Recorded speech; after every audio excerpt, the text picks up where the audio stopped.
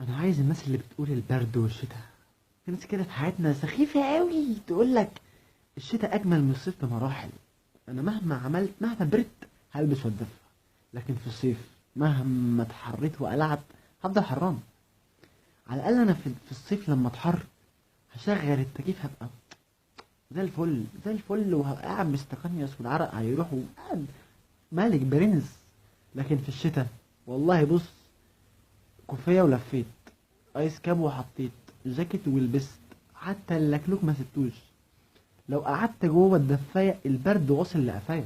مفيش مفر، لا مفر يا سيدي الرئيس. انت هنا ولا هنا، حتى شوربة العدس الاول كانت بتدفى الواحد في الجو ده. مبقاش عارفين نتدفى. انا قاعد بتكلم والبطانية اهي، انا من جوه بردان بردان جدا جدا. امال الناس تعمل ايه؟ طلاب ثانوية عامة بيعملوا ايه في الجو ده؟ والله بينزلوا دروس ازاي؟ انا لو منك يا كبر لها يا كبر لها والله في البيت. امسك ملزمتك درسك اقعد ذاكره في البيت بكرامتك. ليه تنزل في الجو ده؟ البنات يا عيني امها دلوقتي تصدر لها الطرشه وتقول لها خش اغسلي المواعين. ده اسمه تسليم اهالي والله، انك تقولي لبنتك خش اغسلي المواعين كده. تسليم اهالي والله، تسليم اهالي في البرد ده. انت بتكهربيها على الحوض ولا ايه؟ يا حاجه يا حاجه، ربنا يسترها علينا في البرد ده. انا حاسس ان احنا والله يعني في ناس في الشارع بتمشي، انا بقيت حاسس الناس كلها بتعطس. الناس كلها ماشيه عماله تسلم على بعضها ازاي. شو ازيك عامل ايه؟ شو الحمد لله. ايه يا جدعان ده يا جدعان ما ينفعش. وكله عامل ايه؟ الحمد لله. معاك منديل. ما ينفعش كده.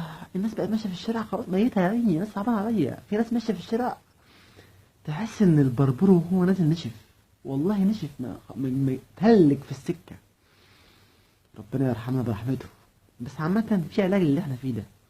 لو حد عمله اقطع دراعي من هنا، من هنا كده لو عملته.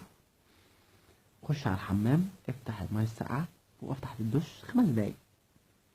لو عملت كده اتحداك لو نزلت في الشارع برد انت ممكن تنزل بنص كم، لا كت كمان. والله تنزل تجري في الشارع بلبوص مش تحس بأي حاجة. انا شايف حران حران.